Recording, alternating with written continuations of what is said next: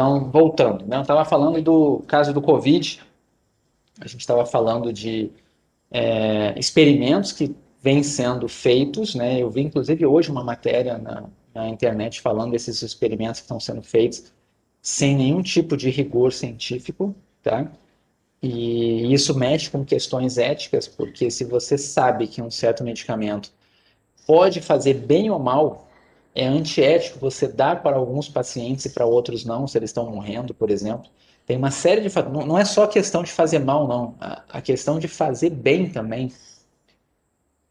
A última aula de outro não está no YouTube. Tá, eu já vejo isso, mas eu achei que eu tinha publicado hoje. Tá? Vou olhar lá. Teoricamente, eu publiquei hoje de manhã. Tá, mas isso não tem problema. Se não tiver, eu vejo o vídeo. Eu já coloquei lá, eu já editei, então tenho 99% de certeza que eu coloquei público, mas se não está público, está privado e é só eu trocar aqui no final da aula, tá bom? Mas só voltando então, finalizar esse assunto que eu estava falando aqui, é, o simples fato de você ter um medicamento que faz bem, tá? O fato de você não dar para um paciente já tem uma questão ética aí associada, tá? Se você acredita que um medicamento faz bem, você não pode pegar 10 pacientes e dar para 5 e não dar para 5. E esse tipo de experimento que você está fazendo, ele precisa de uma aprovação. Porque se de fato tem evidência que faz bem, você deveria ter dado ele para todo mundo, sabe? Porque você pode ter pessoas que morrem porque você não deu um medicamento que estava na sua mão. Por outro lado, se o medicamento faz mal, pior ainda, né? Se você der um medicamento que faz mal. Mas muita coisa tem acontecido e coisas que não deveriam estar acontecendo com relação a esse tipo de experimento acontecendo, e aqui no Brasil mesmo, tá? Mas o que deveria ser feito, né? Estudos observacionais. Obrigado, viu? Tá, já está lá. Estudos observacionais. Por exemplo, um médico, né, poderia chegar e perguntar para um paciente. Cada paciente que chega na UTI, o médico poderia perguntar: você fez uso de alguma medicação até chegar aqui? Aí a pessoa pode dizer: pô, eu tomei um ivermectina, eu tomei cloroquina, eu tomei algum medicamento por tantos dias, e o médico pode ir anotando essas coisas. Para outros, ele pergunta: essa pessoa tomou medicamento? Não, não tomou. Se o médico fizer isso, ele vai estar fazendo um estudo observacional, certo? Não foi ele que mandou o paciente tomar um medicamento, ele simplesmente observou. E isso foi feito em vários lugares no mundo. Isso que eu estou falando aqui não é antiético. Ele perguntar e anotar, ok, depois alguém vai usar esses dados para analisar, mas não é algo que seja considerado antiético. O problema é quando o médico interfere, né? E sem ter uma aprovação para esse tipo de coisa. Então, tem a questão ética, né? Tem a questão de perigo de vida da pessoa que está participando, né?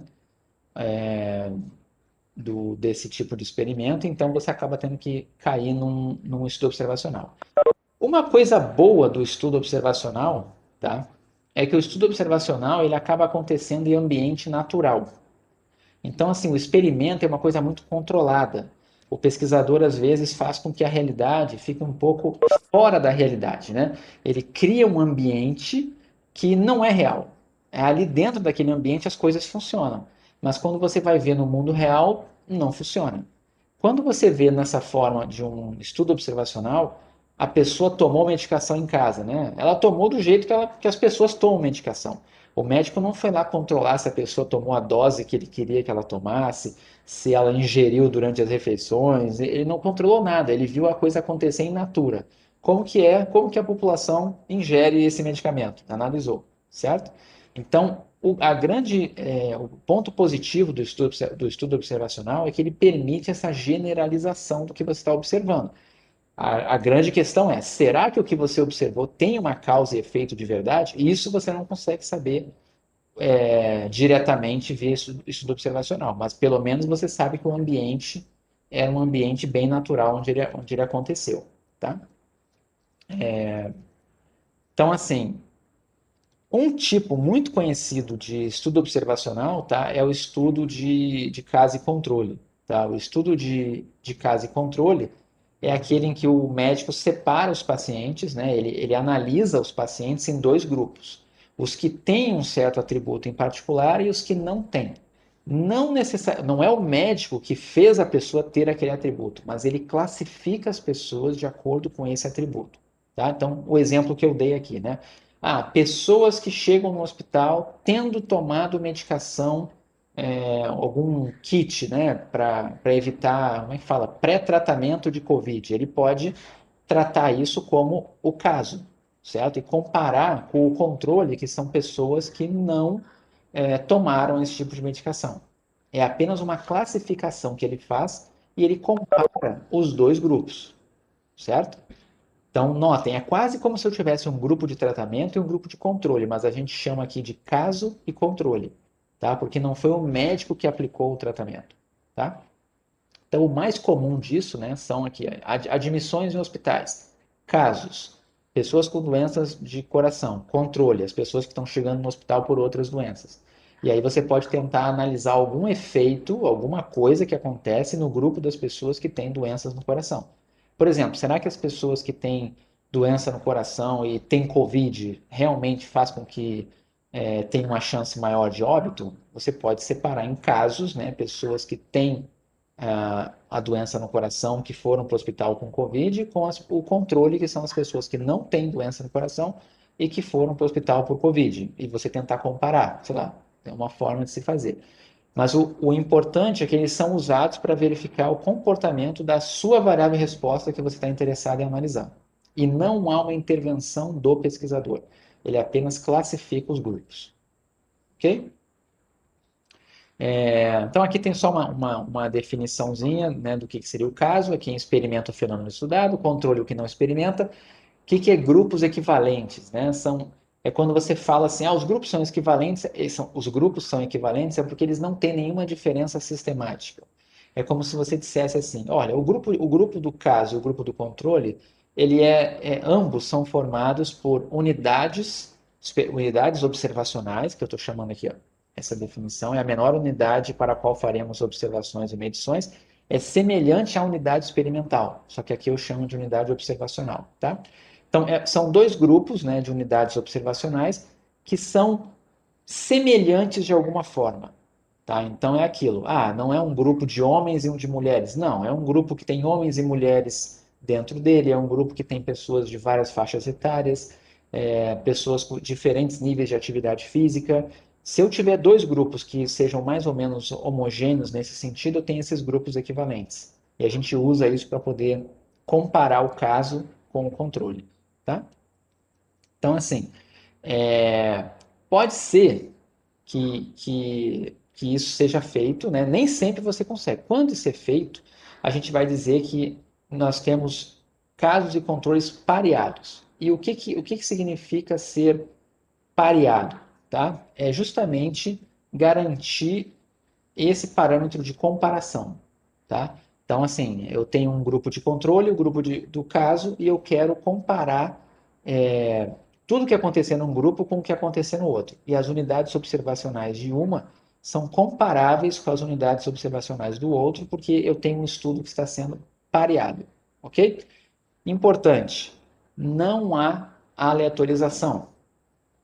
Tá? Por quê? Porque não é o pesquisador que diz quem vai estar no caso e quem vai estar no controle. Isso acontece naturalmente. Ok? Isso tem que estar bem claro para vocês. Não tem aleatorização. Essa é uma das grandes dificuldades, né, enfrentadas pelos estudos observacionais para comprovar causa e efeito. Tá? Então, assim, como é que funciona na prática? Você identifica um número adequado de casos, porque em geral os casos são infinitos, né? Por exemplo, hoje, se você quisesse estudar casos de COVID e asmáticos, tá? Será que tem alguma relação de casos de COVID com asmáticos? Você vai fazer um estudo. Eu imagino que com a quantidade de casos que está tendo de Covid aqui no Brasil, se você for num grande hospital lá de São Paulo, provavelmente todo dia vai entrar algum asmático lá com Covid, certo? Isso vai acabar acontecendo. Então, o pesquisador, ele acaba se dá o luxo de poder escolher quantos casos ele quer analisar. Ele pode chegar e falar assim, ó, vamos observar por 5 dias. Por 5 dias, vamos olhar todos os asmáticos que entraram no hospital. Ok? Mas aí alguém fala, não, muito pouco. Observa por 10 dias. Então, por 10 dias vai ter mais asmáticos do que em 5 dias, certo? Então, acaba tendo uma liberdade para o pesquisador de escolher o número de casos, tá? Muitas vezes isso acontece. O caso do Covid, uma epidemia, é um caso típico em que isso é possível, tá? E depois você identifica o possível grupo de controle. Então, assim como você formou o grupo de casos, você vai formar agora de todos os outros pacientes que entraram no hospital e que não são asmáticos, você vai tentar criar um grupo ali dentro, analisar um grupo que seja mais ou menos parecido, um grupo equivalente ao grupo do caso, certo? Se por algum azar todos os casos, né, que você analisou de asmáticos eram de pessoas idosas, tá? Você vai pegar um grupo de controle formado basicamente por idosos. Essa é mais ou menos a ideia que funciona para fazer o grupo de controle. Mas notem que isso não tem no experimento. No experimento, o pesquisador tem que definir a priori quantas pessoas vão receber o tratamento. Enquanto que no estudo de caso e controle, ele vai observando. E ele decide a hora que ele para de observar. Então, é como se ele pudesse escolher o tamanho, né, o número de casos que ele tem de acordo com o interesse dele. Tá? Aí vamos lá, eu tinha dito antes. Né? Oi, diga, pergunte. Opa, eu não entendi, na verdade, para que serviria o grupo do controle em relação ao caso. É para fazer justamente algo semelhante ao que um experimento faz. Tá? Por exemplo, né? Imagina que eu olho esse exemplo do Covid mesmo com asmáticos, né? Eu olho a proporção de casos que necessitaram de ventilação mecânica, tá? Essa vai ser minha variável de interesse, que é precisar ou não de ventilação mecânica. E eu vou estudar uma estatística que é proporção de pessoas que precisam de ventilação mecânica ao ter o Covid, certo? Eu olho no hospital os asmáticos que estão chegando. E eu observo que entre os asmáticos que chegaram, a necessidade de ventilação mecânica foi de, sei lá, 40%. 40% deles precisaram de ventilação mecânica. Esse número sozinho não me diz nada, certo? E eu não posso simplesmente comparar esse número com um número global, dizer assim, olha, no Brasil, 20%, não, 5% das pessoas que foram para o hospital precisaram de ventilação mecânica. Vou comparar com esses asmáticos que foi 40%. Não posso fazer isso, tá? Por quê? Porque não são coisas comparáveis. Como é que eu vou saber? Vai que esses asmáticos que eu peguei eram pessoas que tinham, eram todos idosos. Eu não posso comparar o que aconteceu com os idosos asmáticos e com o que acontece com o restante dos brasileiros. Então, o que eu tenho que fazer?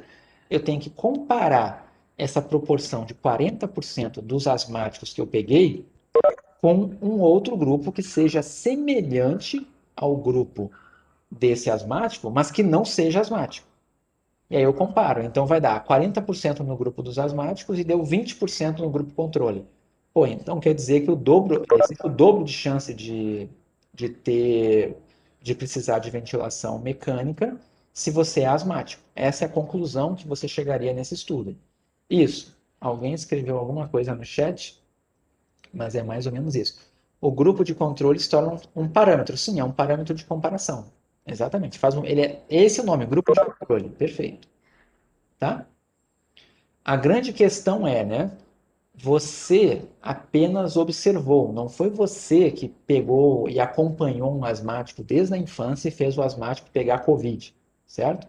Você não sabe o que que fez aquele grupo de controle, desculpa, o que que fez o grupo do caso, né, ter o Covid, tá?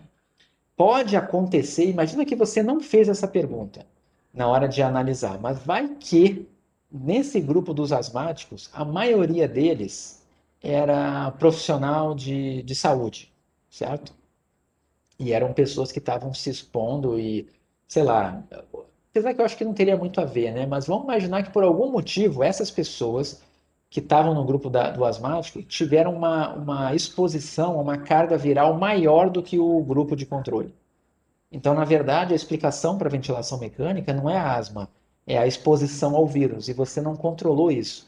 Não foi você que contaminou essas pessoas com o vírus, porque é antiético, você não pode contaminar uma pessoa com um vírus por querer, certo? Então, você acaba que acredita que está tudo comparável. Você vai esperar um outro estudo para ver se confirma o mesmo achado que o seu. Entendeu? Então vamos lá. Estudos retrospectivos e estudos prospectivos, tá? Estudos retrospectivos são aqueles em que os participantes são perguntados sobre eventos passados. Então, por exemplo, eu quero saber se comer salada faz você emagrecer, tá? Então eu posso chegar até você e perguntar assim, olha só, você come salada mais de 3 vezes na semana? Aí você fala, não, tá bom, então você não vou analisar. Agora você come salada mais de 3 vezes na semana? Como? Aí eu, opa, achei um caso. Aí eu vou lá e pergunto a você, tá bom, e quanto que você pesava antes de começar a comer salada? Aí a pessoa fala o peso. E quanto você pesa agora? Ah, a pessoa fala o peso. Todas as informações que eu coletei foram informações relacionadas ao passado, certo? Tudo aconteceu, o pesquisador chegou no final. Ele só avaliou o que já tinha acontecido. É igual o paciente que chega no hospital, infartando, e você pergunta para ele: Você é fumante? O cara, sou. Você fumou quanto tempo? Tanto tempo. Ah, você é hipertenso? Você tomou medicação? Tudo é feito para trás. Tudo é perguntado para tudo retrospectivo.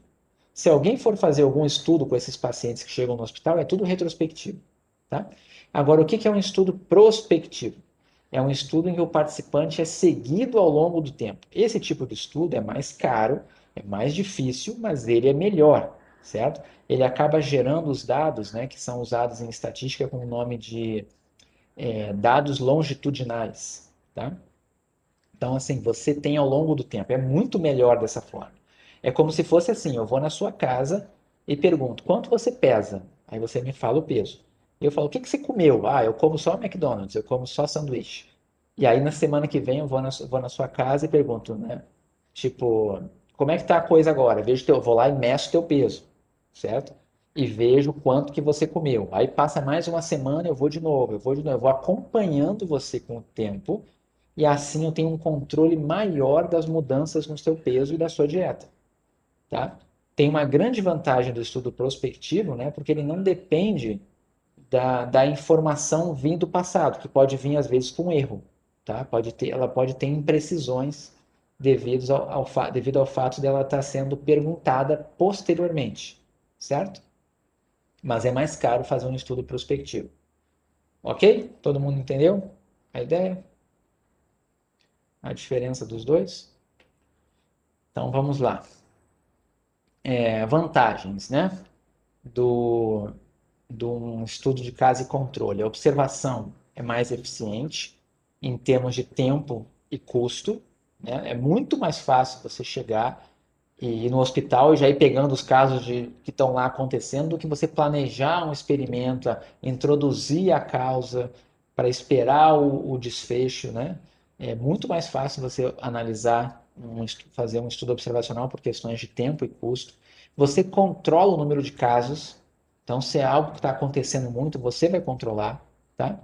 Mas quais são as dificuldades? Você não faz nenhum controle de variável interveniente. Então, pode ser que você esteja observando desfechos que são causados por outras coisas e você não faz a menor ideia, certo?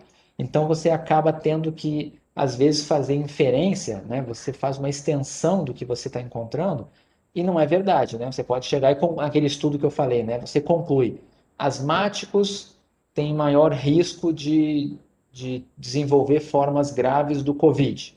Mas aí lá na frente alguém prova que, na verdade, não é o fato de ser asmático que fez aquilo acontecer, era a exposição à carga viral. Foi a carga viral elevada, maior risco de precisar de ventilação mecânica. Entende? É uma variável interveniente que você não consegue controlar num estudo observacional. Tá? Outra coisa, né? Se for dado retrospectivo, geralmente as fontes, quando envolvem pessoas, né, em geral, é pouco confiável. Se você tem acesso a um registro administrativo, é melhor, mesmo que seja retrospectivo, mas se é simplesmente perguntar para uma pessoa, a chance de você ter informações ali imprecisas é altíssima. Ok?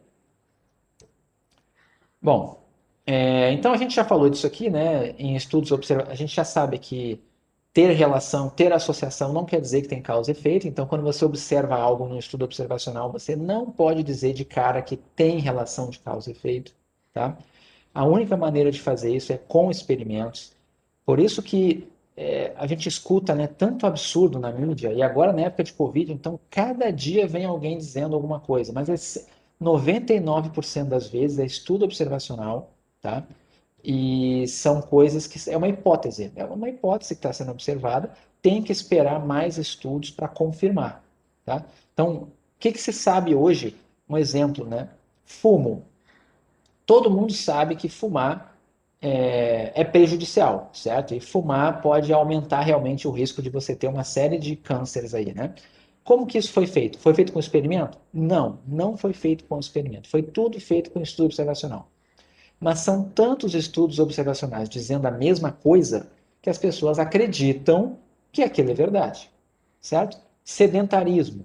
Né? Sedentarismo é outra coisa também, que tem muitos estudos observacionais que mostram que sedentarismo prejudica a sua saúde em uma série de aspectos. E isso não veio de experimentos. Você não chega numa pessoa e de forma aleatória manda ela ser sedentária ou ativa. Isso é totalmente antiético. Então você não vai conseguir fazer um experimento com isso. Tá? A maior parte das coisas na área da saúde é assim. Os experimentos costumam ser feitos com o quê? Com animais, né? Com ratos, né? Com outros bichos, ou então, em alguns casos, com alguns voluntários, quando não tem risco muito grave, né? Aí você consegue fazer. Então, já tinha comentado aqui que tem que sempre ver se tem uma explicação alternativa, ver se você variar um pouquinho seu estudo, se não dá uma conclusão diferente, né? Se não tem uma variável interveniente, coisas assim, tá bom? Vamos aqui para um exemplo fictício 2. Lembra daquele programa social X? Então, vamos analisar agora o 2 aqui, tá? A gente quer avaliar o programa social X, mais uma vez, e a gente vai ver agora de uma outra forma, tá? Agora, eles não vão fazer um experimento, eles vão fazer, os pesquisadores vão ter acesso a uma pesquisa feita ao longo de 6 meses com as 500 primeiras famílias registradas no cadastro de participantes do programa. Então, é algo que já aconteceu, você vai ver o que aconteceu lá. As 500 famílias eram elegíveis. No entanto, devido a uma falha no cadastro, algumas rendas foram registradas de forma indevida, que levou à classificação de não elegível. E assim, essas famílias não receberam benefício durante os 6 meses. Então, veja só. Não foi o pesquisador que criou agora dois grupos. O pesquisador simplesmente está observando que existem dois grupos. Um grupo de beneficiários que recebeu o benefício e um grupo de beneficiários que não recebeu o benefício, certo? Então ele percebeu aqui, ó, que tinha 350 famílias que receberam o benefício e 150 que não receberam, tá? A falha no sistema foi de forma aleatória. Aqui é de forma presumidamente aleatória, tá? Sem qualquer sistematização. Então não foi algum vício que alguém introduziu, algum erro sistemático. É alguma coisa que não se sabe, aconteceu aparentemente ao acaso, né? Como as famílias registradas deviam ir ao posto de saúde mais próximo todo mês para medição de peso e altura, né? Isso das crianças e dos idosos, os pesquisadores tiveram acesso a essas informações. Os pesquisadores foram lá no posto de saúde e pegaram os dados registrados de peso e altura das crianças e idosos. Só que, obviamente, né, eles perceberam que nem todas as famílias foram assíduas, então tinha subregistro, tinha dados faltantes. Certo? Entenderam a diferença daquele outro para esse aqui? Esse aqui, os pesquisadores foram lá depois, certo? E aí agora eu vou mostrar um terceiro, ok? É a mesma coisa, tá? Então começa aqui tudo igualzinho, só que tem uma pequena, tem duas coisas diferentes aqui.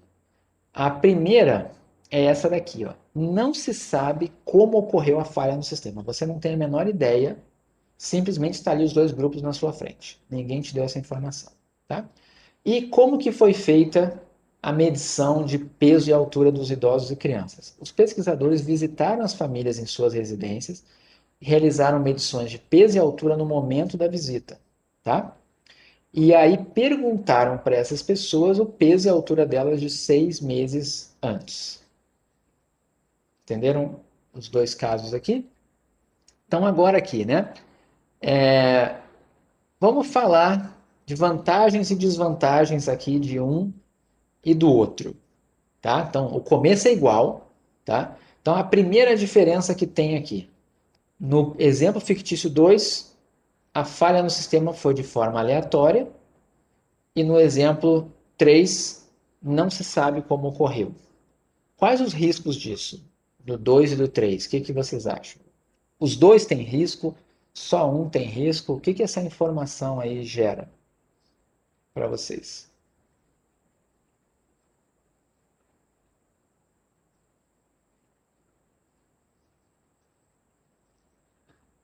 Alguém quer falar? Aqui não tem mais aquela questão ética, né? Vocês vejam que a questão da ética foi resolvida porque ninguém tirou o benefício das pessoas, né? Ninguém foi lá por querer e não deu o benefício das pessoas. Então a questão ética aqui foi meio que resolvida. Mas o que vocês acham? Nesse daqui, por exemplo, não se sabe como ocorreu a falha no sistema. Vocês acham isso aqui tranquila, essa informação? Não, eu acho, Gustavo e Miguel, eu acho que nos dois casos tem problema. Um, porque essas famílias cujo cadastro teve problema ficaram sem receber, e isso vai impactar no resultado final, creio eu. E da segunda, na segunda hipótese, justamente as pessoas não terem ido, um dos motivos pode ter sido esse, justamente a falta do benefício. Tá, mas vamos lá, calma. O objetivo da pesquisa é avaliar o efeito do benefício. Então, um grupo receber o benefício e outro grupo não receber faz parte do processo. De alguma forma, você quer descobrir o que acontece com quem recebe e comparar com quem não recebe. Só que você quer fazer essa comparação da forma mais justa possível. Então, assim, o fato de um grupo receber e outro não é culpa da pesquisa, é o que você quer saber. Então, isso não é uma falha do estudo, isso, na verdade, é o objetivo do estudo, certo? A minha pergunta é a seguinte: digamos que você observou que tem diferença, por exemplo. Vamos imaginar que no grupo que recebeu o benefício, as crianças estão pesando mais, estão mais altas, os idosos estão bem alimentados, você observou diferença. E aí alguém pergunta para você isso, mas olha só, essa falha no sistema que fez com que um grupo não recebesse o benefício pode invalidar suas conclusões? E por que que poderia e por que que não poderia? O que vocês acham? Gustavo, Oi, não sei se o fato de ter sido, no exemplo 2 de forma aleatória, eu acho que você pode se aproximar mais de uma generalização do estudo que está sendo realizado do que no terceiro, em que você não sabe como ocorreu a falha. Porque como foi aleatório no primeiro, então então, eu não ouvi o final do que você falou. Você caiu? Acho que caiu, né? Acho que o Thiago caiu. Ou eu que caí. Vocês estão me ouvindo, né?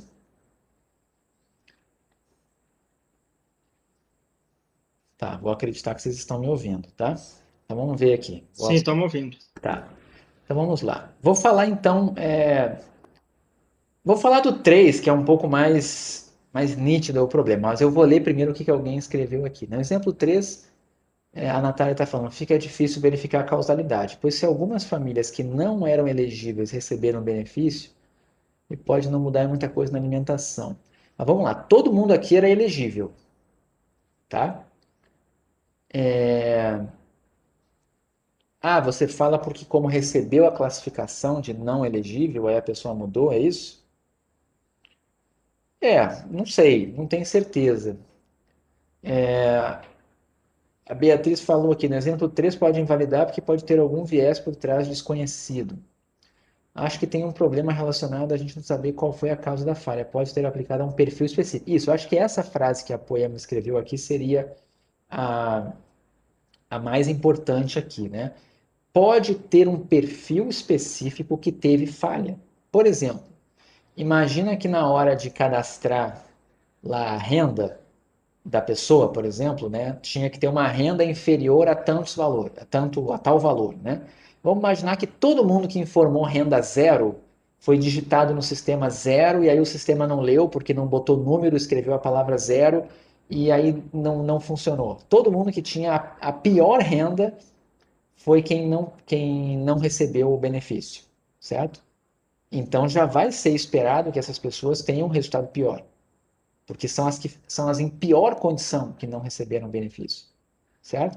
Então, assim, o fato da falha não ter sido de forma aleatória é o mais crítico do exemplo 3. Pode ter acontecido qualquer coisa e pode ser que os grupos sejam formados de unidades que não são equivalentes. Pode ter um grupo com vantagem, certo? As famílias em estado, vamos dizer assim, menos pior podem estar nos que receberam benefício. E aí as suas conclusões iam cair por terra, certo? E aí, assim, quando isso acontece, alguém vai criticar seu estudo. Vai botar isso como uma crítica ou como uma limitação do teu estudo. Isso no 3, né? No 2 está dizendo que a falha foi de forma aleatória, quer dizer que teve algum tipo de auditoria e verificou-se que não tem nenhum padrão específico. A falha aconteceu por um problema que é externo e que aparentemente aconteceu de forma aleatória. Então é quase como se você tivesse conseguido fazer uma aleatorização. Então isso é bom para o seu estudo, certo? Então essa falha aleatória do 2 acabou sendo bom. Não era algo planejado, mas acabou sendo bom. Foi quase que uma aleatorização. No 3 não. No 3 você não tem a menor ideia, já é uma falha do seu estudo. Ok? Agora, outra coisa, né? Notem que tem gente dizendo que não consigo colocar mensagem para todos. A gente já tinha observado isso. Algumas pessoas, eu não sei, acho que é a forma de entrar só conseguem mandar mensagem privado. Mas tudo bem. Eu tento sempre falar aqui o que vocês escreveram. Vamos olhar aqui. Tá, eu percebi, Thiago, você estava indo nesse caminho. Vamos lá. A segunda parte, né? Diz o seguinte: no exemplo fictício 2, os dados de peso e altura vieram do registro que a pessoa fez no posto de saúde mais próximo todo mês, certo? Mas o que acontecia então? Nem todo mundo ia. Então, qual é o grande problema que teria aqui? Se você acaba seu estudo, publica, alguém poderia fazer alguma crítica, dizer que as suas conclusões podem não ser válidas por causa desse detalhe aí? Será que isso poderia afetar? O que vocês acham?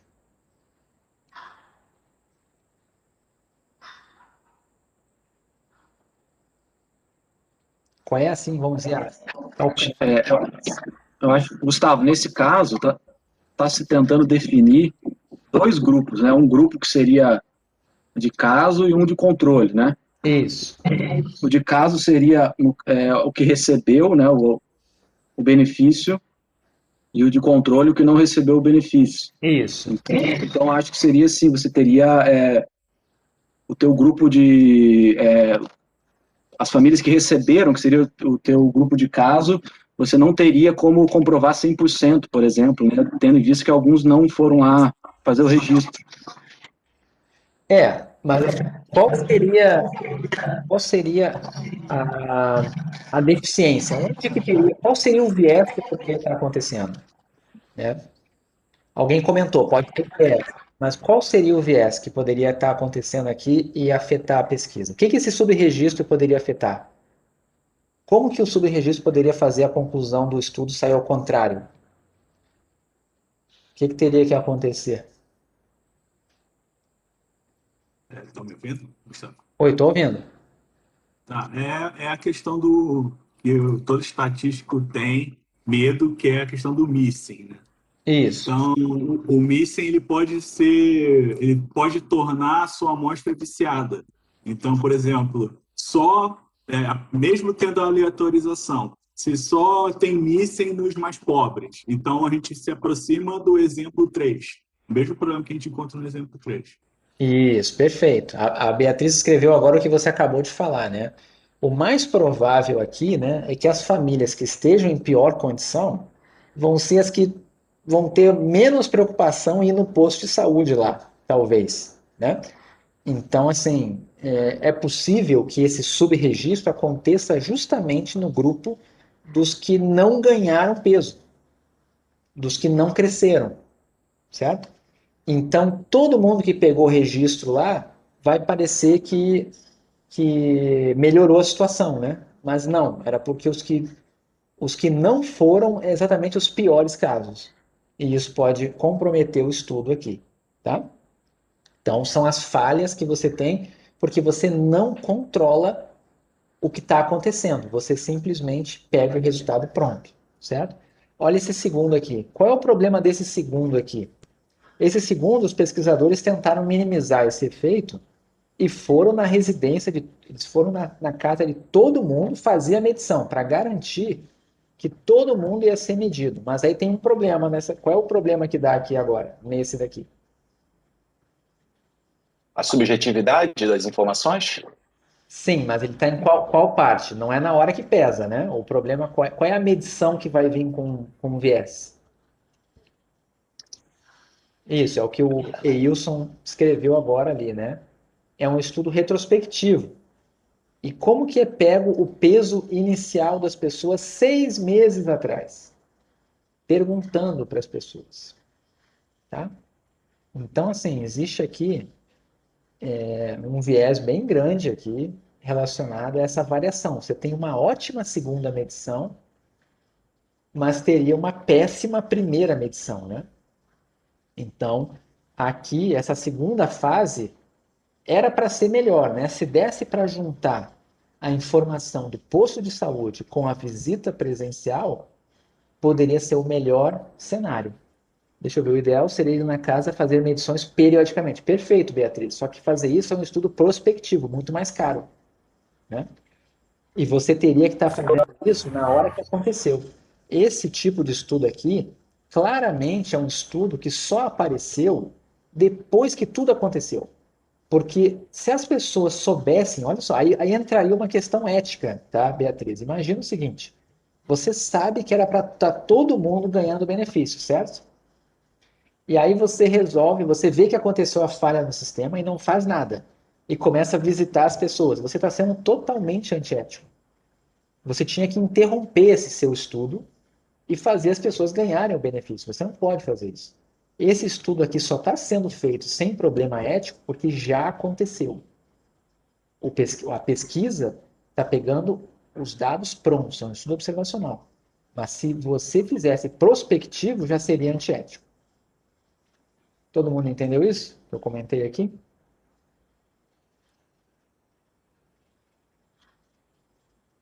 Ah, que bom. Valeu aí, Wilson. Então, assim, eu diria que, sei lá, eu não vou dizer mais nada, vocês que têm que dizer, né? Na verdade, vai vir aqui um exercíciozinho, que é justamente esse aqui, ó. Eu vou abrir lá no Moodle, tá? Eu vou abrir, eu vou fazer isso essa semana, tá? Mas eu gostaria que vocês pensassem nesse programa social X e que vocês desenhassem um estudo. Pode ser um experimento, pode ser um quase experimento, pode ser um estudo observacional, mas que apresente as melhores características. Tá? Então, o que eu quero que vocês façam? Que vocês pensem assim: como que você conseguiria avaliar o sucesso desse programa social X para reduzir o risco de desnutrição de idosos e crianças, de forma a minimizar questões de validade interna, de validade externa desse seu estudo, de forma a minimizar questões éticas, né, que você não tenha questões éticas, e de forma que ele seja melhor do que o estudo 1, 2 e 3. Entenderam isso? Então é para vocês escreverem para mim algo semelhante a isso aqui. Tipo, não precisa ser grande, tá? Não é para fazer uma redação, não é para fazer 2, 3 páginas, não. Uma página é suficiente, tá? Eu só quero que vocês escrevam para mim pensando em tudo que poderia afetar as conclusões do seu experimento, que você tente mitigar isso. Como que você conduziria esse estudo? Pode ser um estudo observacional, não precisa ser um experimento, tá? Mas como que você conduziria de forma a ter um estudo que tenha menos críticas no final e que você possa tentar avaliar de uma forma melhor o impacto do programa social X, tentando resolver os problemas que você está observando no 1, no 2 e no 3. Todo mundo entendeu isso? Então é o seguinte, Eu vou colocar no Moodle, essa semana ainda, um campo para vocês digitarem, tá? Não precisa fazer um documento, nada para mim. Você pode fazer no bloco de notas e escrever, que só precisa texto, ok? Você vai escrever e você vai simplesmente copiar e colar lá no Moodle, ok? Depois eu dou mais detalhes. Mas eu vou querer que vocês façam isso, tá? Para terça da semana que vem. Isso vai ser uma primeira tarefa que vai valer alguma coisa na hora de compor a nota de vocês. Ok? Depois eu vou dar os pesos, mas é algo que vai valer alguma coisa. E depois eu dou o feedback para cada um, comentando os prós e contras do que vocês escreveram para mim, tá? Mas então, é individual e eu quero que vocês pensem nisso. Semelhante ao que está escrito aqui, façam um de vocês e vocês podem comentar coisas, né? Do tipo assim, para evitar o viés disso, vai ser feito tal coisa. Para evitar isso, com base nas coisas que a gente aprendeu até agora no curso. Todo mundo entendeu? Na quinta-feira, provavelmente eu já vou estar com isso aberto no Moodle e vou mostrar para vocês o local onde tem que colocar, tá? E aí eu vou dar um prazo, vocês podem botar qualquer dia até a hora da aula da semana que vem, de terça-feira. Beleza? Tudo bem? Gustavo, boa tarde. Boa tarde. Eu ainda não estou conseguindo lá no Moodle. Ok, vamos lá. Se até terça-feira você não tiver o acesso, tá? Você vai me mandar por e-mail o seu, tá? Mas vamos torcer Tá bom. para até terça estar resolvido, tá? Se possível, manda um e-mail de novo lá para eles cobrando, lá para o Felipe, para a GRC, comentando que vai começar a fase de avaliação e tal, e que isso afeta. Mas no pior cenário, se eu ver que você não está no sistema, é só você me mandar por e-mail no dia lá na terça que vem, tá bom? Tá bom, beleza. Então, Obrigado. então não vou mais falar desse exemplo, vou falar agora de mensuração e variáveis, tá? Então, algumas coisas, só uns comentários gerais, e depois a gente vai começar a classificar variáveis, tá? Então, é o seguinte. Ah, outra coisa, né? Alguém tem alguma dúvida nisso que passou? Todo mundo entendeu a diferença do estudo observacional para o experimento? Entenderam o que é o caso e controle? Entenderam as questões éticas, as questões da aleatorização, as variáveis intervenientes? Tá? Qualquer coisa tem... Acho que esse exemplo foi bom para a gente discutir esses pontos e apareceu bastante coisa, né? Então tá bom. Então vamos adiante. Mensuração, tá? Quando a gente pensa assim, tá bom, resolvi o problema da amostragem, já decidi se vai ser um experimento, já decidi se vai ser um estudo observacional, as pessoas pensam que acabou aí o problema. Não, não acabou aí o problema, tá? Tem uma outra questão que tem que ser discutida, que é como que você mede. Esse slide 45 é o que devemos entregar em uma página. Isso, é isso aqui, ó, exatamente isso aqui. É o que eu comentei, vai estar gravado na aula, mas é isso aqui, tá? Esse último parágrafo aqui do slide 45, tá bom? Mas Tá bom. aí, Gustavo, tem Oi. uma dúvida de estudo de caso. A gente vai criar um estudo de caso nosso ou vai utilizar esse e comentar? Não, então, é como se você estivesse nesse ambiente aqui que essas pessoas estão enfrentando, ok? Você tem o cadastro, mas você pode fazer de forma diferenciada. Você pode assumir, você pode, por exemplo, assumir que houve uma falha. Se houve a falha, tentar partir daí. O que eu estou querendo dizer é o seguinte: eu quero que você pegue o exemplo fictício 1 e melhore ele, porque ele tem uma questão ética ali extremamente grave, né? Ou que você pegue o estudo fictício 2 e faça um melhor do que ele, certo? Ou que você pegue o 3 e faça melhor do que ele. Eu quero que você faça alguma coisa que seja viável e tente imaginar uma situação em que você conseguiria avaliar o impacto do programa X, mitigando todos esses problemas, tá?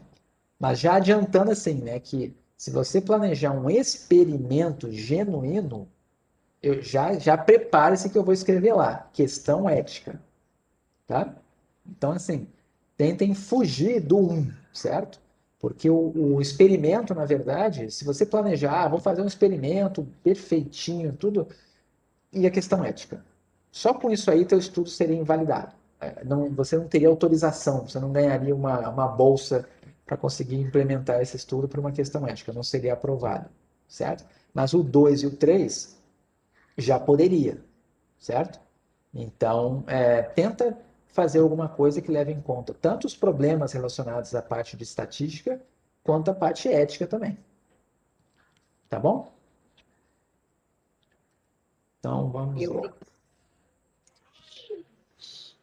Então, tá. Voltando aqui, então, depois que você definiu o estudo que você vai fazer, você vai ter que pensar como que você vai mensurar a característica ou o fenômeno que você está interessado. Isso parece simples, mas não é nem um pouco simples, tá?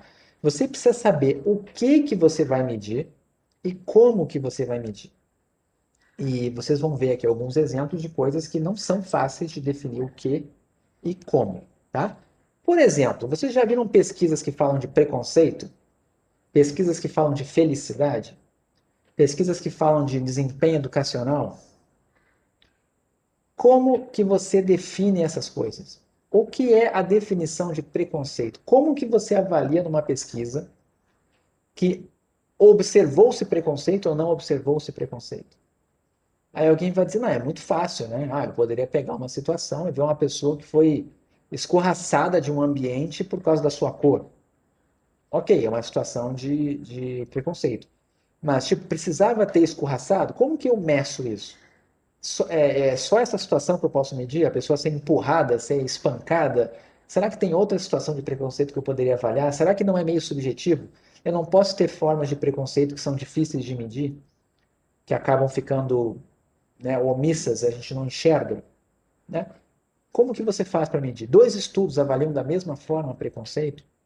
Tá? Uma pessoa, para ser classificada como preconceituosa, ela tem que ter que nível de preconceito para ser classificada como preconceituosa? Né? Outra, felicidade. O que é ser feliz? É quantas vezes você sorri por minuto? Vocês já viram, por exemplo, tem alguns estudos que mostram assim: assistir um vídeo tal faz as pessoas mais felizes. Os pesquisadores observaram o rosto das pessoas e viram se elas estavam sorrindo na hora que viram o vídeo. Mas será que a pessoa está sorrindo na hora que viu o vídeo? Significa realmente que ela está feliz? Como que você avalia isso? Tá? A mesma coisa também até com desempenho educacional. O que é desempenho educacional? É nota em português e matemática? É como a pessoa escreve? O desempenho educacional é uma forma de saber detalhes, saber muito no detalhe ou saber pouco de uma forma mais abrangente? O que é o desempenho educacional? Como é que eu sei isso? Essas coisas não são óbvias e mudam com o tempo. Tá? Uma outra, né? Toda hora sai na imprensa, né? Quando alguém fala assim, eu quero medir a desocupação, eu quero saber quantas pessoas têm trabalho no Brasil. Tem certeza que você quer saber isso? O que você quer saber? Você quer saber quantas pessoas estão trabalhando com carteira assinada? Você quer saber quantas pessoas estão saindo de casa de manhã para trazer o sustento para casa? Você quer saber o quê? Como que você quer medir isso? Dependendo de como você define, isso vai afetar completamente os resultados. Infelizmente, a gente vê na imprensa todo dia, né, pessoas reclamando dos números do IBGE. O IBGE divulga os números todos, né, e usa indicadores internacionais. Mas aí as pessoas às vezes não sabem o que significa cada uma das medidas e interpretam da maneira como eles imaginam, né? Então, se você olhar e falar assim, a taxa de desemprego no Brasil chegou em 14%. Isso significa que de 100 adultos, né, de 100 pessoas na faixa, né, da população economicamente ativa, quer dizer que se eu pegar 100 pessoas, só 14 que não conseguem arrumar emprego e os outros todos estão empregados? Não, não é isso. Não é isso. Quer dizer, então, que só 14 não tem carteira assinada? Não, não é isso. Tem que ir atrás para ver o que é a definição disso, do que é desocupação, o que é desemprego, certo? Então, a forma de construir vai variar. E dependendo do instituto, pode ter países que avaliam de forma diferente também. Tá? Então, depois no final concluem a mesma coisa. Todo mundo fala em desemprego, mas na cabeça de cada um são coisas diferentes. Tá? Então, isso também tem que ser definido. E aí, dentro de uma pesquisa séria, como o IBGE, por exemplo, quando o IBGE faz, existe uma coisa chamada, né, conceitos e definições operacionais. Todas as pesquisas do IBGE têm como se fosse um dicionário, né, Lá dentro você tem os conceitos e as definições operacionais, que diz exatamente tudo que é medido e a forma como cada uma dessas medições é realizada, tá? E isso é público. Então, nas pesquisas do IBGE você tem isso, tá? Mas se você vai ver uma pesquisa por aí que sai no jornal, nem sempre você tem acesso, você não sabe o que é. Quando alguém fala isso, dinheiro não traz felicidade. Olha só que coisa complexa, né?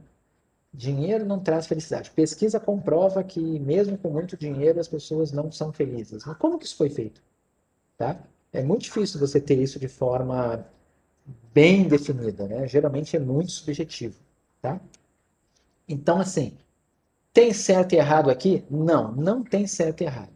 O que tem, na verdade, é a seguinte, é a definição que você está usando. Você pode usar uma definição diferente. Eu posso criar um indicador de desemprego no Brasil que é só assim, número de pessoas que têm carteira assinada dividido pela população economicamente ativa. Eu poderia ter esse indicador. Não existe, ninguém usa esse indicador. Mas eu poderia criar. Se eu criasse dessa forma, era o meu indicador. Estando bem definido, tá ótimo. Ninguém pode reclamar de mim, é só entender o que eu estou fazendo. Ok? Então, assim, não tem bem um certo e errado. Existem os padrões, né? As pessoas seguem padrões, as pessoas tentam manter certos padrões para que possa ser reproduzido. Para que outra pessoa lá na frente consiga reproduzir e chegar no mesmo valor estatístico que você chegou. Tá? Então, tem exemplos aqui, né? O IBGE tem Comitê de Estatísticas Sociais, tem banco de metadados, tem glossário das pesquisas. Tudo isso é para tentar colocar um certo os conceitos estarem bem definidos, né? E todas as definições operacionais também estejam registradas e públicas, tá? Cada país faz isso, tá? Nos seus órgãos, né, de estatística, eles fazem esse tipo de coisa. Até a forma de perguntar, né? Você tem banco de questões que alguns países usam para poder medir igual, tá? Então aqui tem alguns exemplos, né, do IBGE e tem da Inglaterra aqui também. Vocês podem consultar se quiserem. Aí tem alguns detalhezinhos, né? Então, essas perguntas, quando são feitas, né, para você não ter os viés, a gente já comentou de viés de pergunta, então aqui é só uma continuação daquilo, que da forma como você pergunta, você pode mensurar errado. É mais um reflexo que dá de formas de elaborar um questionário podem alterar o que você está medindo. Né? Então, aqui tem esse exemplo, desejo de agradar, né? Qual a sua opinião sobre a política do Papa em relação ao aborto? Essa pergunta aqui é terrível de ser feita, né? O que vocês acham que ia acontecer se você fosse estudar a opinião dos brasileiros em relação ao aborto, fazendo essa pergunta aqui? Qual seria o viés que teria? Vocês acham que ia aumentar? Qual seria o grupo que ia ficar sobre-representado, né? Com uma representação excessiva? Os a favor ou os contrários?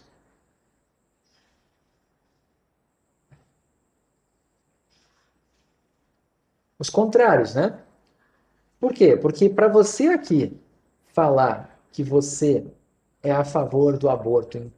Vamos imaginar que é uma pessoa que é a favor do aborto sob qualquer condição. E ela sabe que o Papa não é. O Papa não pensa como ela. Tá? Nem estou discutindo quem é o Papa atual, eu sei que isso muda, mas enfim. A pessoa, para ir contra, ela não tem que ir só contra amigos ou familiares ou pessoas que pensam diferente dela. Ela tem que ir contra o Papa. Ela tem que ter coragem. Na verdade, aqui, às vezes, para ela, a maior preocupação não é nem a opinião do aborto, é a questão de eu não posso contrariar o Papa, eu sou católico, eu não posso contrariar. Né? Então, a forma como você pergunta afeta muito. Tá? Então, por isso que tem esses bancos de questões, por isso que tem essas definições operacionais que tentam colocar de uma forma que seja a menos viesada possível, tá? Em relação à ordem de perguntas, em relação à forma de perguntar, para não ser complexo, para não ser viciado, né? E tentar também garantir que isso seja feito sem que a pessoa que está perguntando interfira, que aí vem aqui nesses vícios deliberados, vício não intencional, coisas assim. Mas isso tem na literatura e é uma coisa muito específica e subjetiva, tá? Assumam que o que vocês vão trabalhar aqui no mestrado, no doutorado, provavelmente vocês vão trabalhar com pesquisas que têm um certo controle contra esses vieses aqui, tá? Ok? Bom, deixa Deixa eu ver. Há alguma disciplina que foque na elaboração de questionários? Deixa eu pensar aqui na pós. Na graduação tem isso, tá? Caraca, só pergunta difícil aqui. Vamos lá, espera aí. Na graduação existe uma disciplina chamada Planejamento de Pesquisa, em que isso é realmente ensinado, tá? Aqui na pós-graduação eu acho que não tem necessariamente uma disciplina que ensine isso. Mas em CIEG, né, que é essa disciplina que eu falei, vocês vão acabar tendo acesso aos dados da amostra, aos dados do censo, enfim. E eu acho que vocês acabam tendo um pouco de contato com isso, mas não faz parte aqui, a gente não tem nenhuma disciplina específica que ensine isso, só no nível de graduação, tá? Então, que eu me lembre, acho que no mestrado não tem. Mas se você precisar, isso também pode ser dado como um curso, né, extra aqui, a gente poderia fazer isso, e também tem muitos materiais para isso. O IBGE é referência nesse tipo de coisa, né? Então, não acho que você precisaria fazer uma disciplina para isso, tá bom? Mas na graduação a gente tem. Me perguntaram aqui também como você definiria um estudo randomizado controlado. Pois é, olhando só dessa forma, tá? Eu não poderia te dizer precisamente se foi um experimento, tá? É um estudo randomizado controlado. Mas um estudo observacional também pode ser, deixa eu pensar se ele pode ser randomizado. Pode ser randomizado, semi-randomizado, ele pode ser, tá? Aquele exemplo fictício 2, por exemplo, vocês viram ali que era um estudo observacional, mas onde houve uma pseudo-aleatorização entre quem recebeu e quem não recebeu o benefício, certo? Eu poderia, sob certos aspectos, dizer que aquilo foi um estudo controlado, porque eu tive um grupo de controle mas eu não fiz nenhum controle durante o processo, controle ambiental. Mas pelo menos teve um controle em relação à aleatorização, né? É difícil, tá? Essa pergunta é difícil. Então, eu diria que, a princípio, acho que todo experimento é um estudo randomizado controlado. Alguns estudos observacionais podem ser estudos randomizados controlados. Alguns. Mas eu acredito que experimentos, todos são randomizados, porque eles têm que ter a parte da aleatorização e tem que ter algum controle para você fazer comparações e também o ambiente é controlado. Então, eu classificaria essa expressão mais ligada a um experimento do que a um estudo observacional. Tá? Mas dependendo de onde você leu, ela pode vir em ambientes menos formais, ela pode representar um estudo observacional também. Tá? Não sei se eu respondi totalmente. Tá bom, Pedro? Tem uma pergunta, Gustavo. Oi.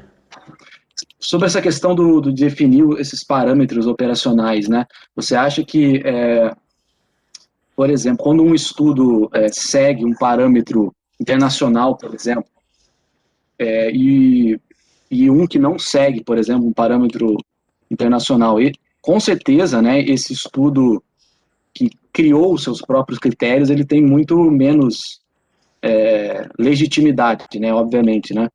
E Só um parênteses, assim, não é que tem menos legitimidade, mas, por exemplo, quando alguém for estudar os dados, fazendo um painel internacional, por exemplo, né, vamos comparar os países no mundo na agenda do desenvolvimento sustentável, vamos ver como é que vai ser a projeção para daqui a 30 anos, como é que os países vão estar, vamos olhar os indicadores, vamos pegar os pesquisadores de outros países para estudar os dados do seu país. Quando você está fora dos padrões, você dificulta esse tipo de coisa, tá? Você cria estatísticas que não são comparáveis com as de outros países. Então, você fica menos inserido nesses processos, né? Sim.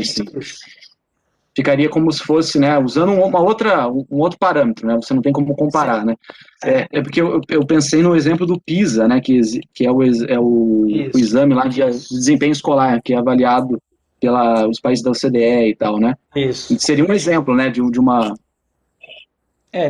parâmetro.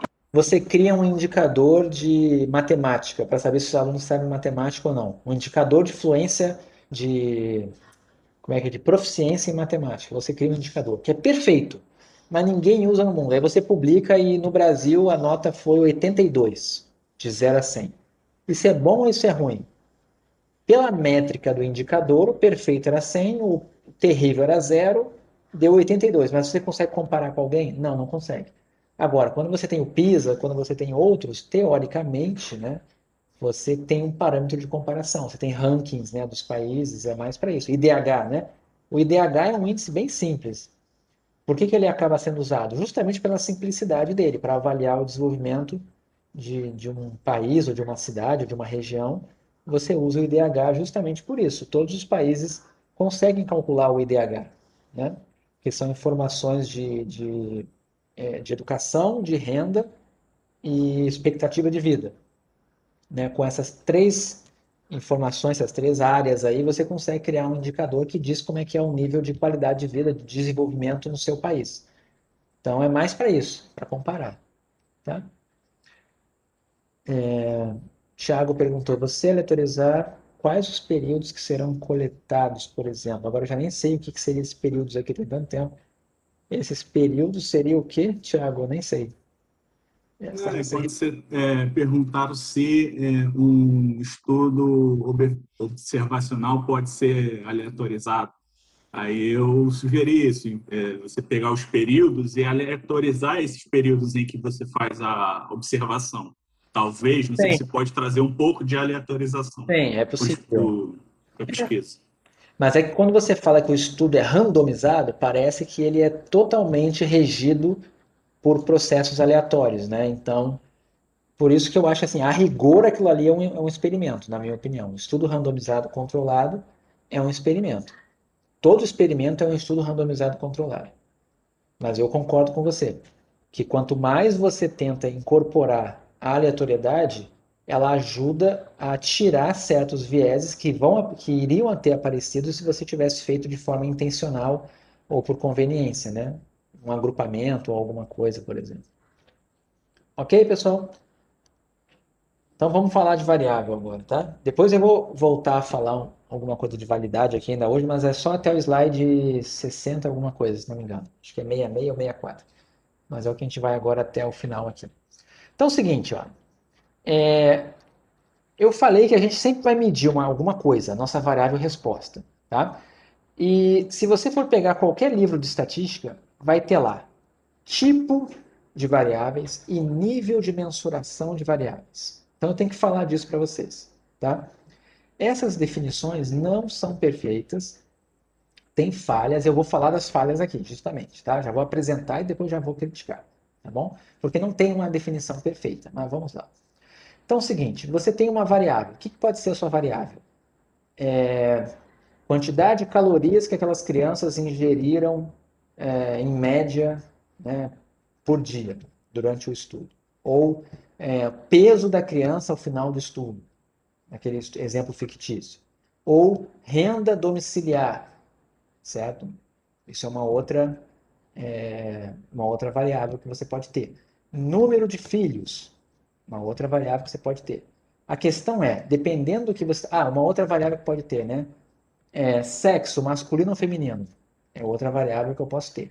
Quando você tem uma variável que você está medindo, uma variável resposta ou uma variável explicativa, você acaba classificando ela de alguma forma. O primeiro tipo de classificação que existe dentro da estatística é chamado o tipo. Toda variável pode ser classificada segundo o seu tipo. E aí você tem dois tipos. Tem o grupo das qualitativas, também chamadas de categóricas, e o grupo das quantitativas, também chamadas de numéricas. E dentro do grupo das qualitativas, você tem uma segunda subdivisão, que é o grupo das nominais e das ordinais. Por outro lado, no grupo das quantitativas tem uma segunda subdivisão, que são as variáveis discretas e as contínuas. Então, quando eu apresentar uma variável para vocês e perguntar qual é o tipo dessa variável, você tem que me responder duas coisas. Você tem que me responder o tipo e o subtipo. Tem que chegar aqui no nível de baixo. tem que me falar, por exemplo, essa variável é quantitativa contínua. Essa variável é categórica ordinal, certo? Mas você precisa falar do primeiro nível e do segundo nível. Tá claro isso? Se você me responde, eu pergunto, qual é o tipo da variável? E você fala, é quantitativa? Você me deu metade da resposta. Ok? Então vamos lá. Aqui tem um exemplo, né? Esse aqui é o questionário da amostra do censo de 2000, esse aqui é antigo, tá? Mas, por exemplo, né, aqui tem uma série de variáveis. Aqui tem uma variável, tá? Associada a onde a pessoa mora, sobre o domicílio, né? Tem aqui o tipo do domicílio da pessoa. Se é casa, apartamento ou cômodo. Isso aqui é um tipo de variável, tá? Por que que é variável? Porque dependendo do respondente vai ter uma resposta diferente. Ela varia de unidade para unidade, tá? Para cada unidade pesquisada, para cada indivíduo aqui que é entrevistado, você vai ter uma resposta diferente. Então, ela é uma variável tipo, tá? Aqui tem outra. Quantos banheiros existem nesse domicílio? Aqui é uma outra que a pessoa pode colocar 0, 1, 2, 3, até 9, né? Se a pessoa colocar que tem mais de 9 banheiros, vai botar 9, mas é uma outra variável. Aqui tem outra, né? Qual era o rendimento bruto mensal que ganhava habitualmente em julho de 2010? Tem que colocar aqui um valor monetário, certo? E ainda tem aqui, em dinheiro, produtos ou mercadorias, somente em benefícios ou não tem. Tudo que está aqui, que as pessoas marcam, tá? É variável. Aqui em cima também, ó. Olhem aqui. Município também é uma variável. Agência, tá? Isso aqui, na verdade, deixa eu só ver. Isso aqui, na verdade, é preenchido pelo pessoal de lá, tá? Mas eu posso associar as informações que as pessoas estão preenchendo aqui com esses campos aqui, com o município, por exemplo, da pessoa, tá? Mas o mais importante para mim aqui é comparar esse tipo de variável aqui, desse tipo, com essa daqui dos banheiros e com essa daqui da renda. Eu já vou voltar para falar delas, tá? Então vamos lá. A primeira divisão, qualitativas e quantitativas. O que são as variáveis qualitativas? São aquelas que indicam um atributo, uma característica, um rótulo, uma qualidade da variável, do indivíduo que você está medindo, certo? Então, por exemplo, eu pergunto, qual é o sexo da pessoa? Masculino e feminino, por exemplo, tá? É simplesmente um rótulo. Não existe assim uma ordem, não existe uma ordem de magnitude, não existe uma resposta de eu dizer, então eu sou o dobro do que você, ou eu sou a metade do que você é 10% mais do que eu. Não existe esse tipo de coisa quando você tem uma variável do tipo qualitativa. Tá? Você simplesmente tem um atributo associado a essa medição que você está fazendo, tá? A esse indivíduo que você está avaliando. Quando você tem uma variável, por outro lado, quantitativa, você tem algum número que é proveniente de uma mensuração ou contagem. Então, por exemplo, ele representa uma certa magnitude, né? Número de filhos, né? Número de filhos, 1, 2, 3, 0, tá? Número de irmãos, renda bruta, tá? Peso, altura, idade. Idade também é uma variável quantitativa, tá? Sempre representam números resultantes de uma contagem ou de uma mensuração, tá? E as qualitativas são essas que indicam qualidades ou atributos. Mas tem a segunda divisão, que aí é essa aqui que dá geralmente a confusão, tá? No grupo das qualitativas, também chamadas de categóricas, você tem dois tipos. Você tem as nominais e ordinais. As nominais são aquelas em que não existe ordenação associada. Então, como eu falei, sexo, masculino e feminino, não tem ordem. Estado civil, casado, solteiro, divorciado, viúvo, não tem nenhum tipo de ordenamento. É simplesmente uma característica do respondente. Tá? Agora, ela pode ser uma variável ordinal também, onde você tem um ordenamento. Por exemplo, classe social, classe A, B, C, D, E, F. Né? O que você sabe?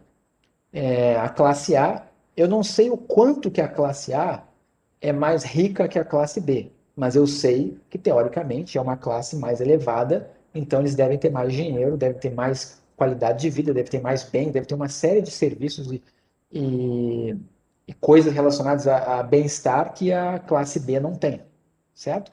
Então eu só sei a ordem, eu não consigo saber a magnitude das diferenças, mas eu sei a ordem. Tá? Mesma coisa, nível de escolaridade. Se alguém perguntasse para você, fundamental, médio, superior, né? É um atributo seu, né? Seu nível é fundamental, médio, superior, mas existe uma ordem, né? Se você tem um nível médio, então você já sabe que seu nível de escolaridade é maior do que quem tem nível fundamental, certo? Mas, de novo, ninguém pode dizer, o meu nível de escolaridade é o dobro do seu. Não existe isso, né? Você não tem essa magnitude de diferença. Ok? As qualitativas, a subdivisão. Então, se eu perguntasse, classe social, qual é o tipo? Você vai me dizer variável qualitativa ordinal. Ou você vai dizer variável categórica ordinal. Certo? Tudo bem até aqui? Vamos para a segunda, então. Quantitativas, ou as numéricas. Aqui é que dá um pouquinho de confusão, tá? Mas vamos lá. Elas podem ser discretas ou contínuas. Isso vem por uma questão da matemática mesmo, pela forma como você vai analisar elas, tá? As discretas, tá?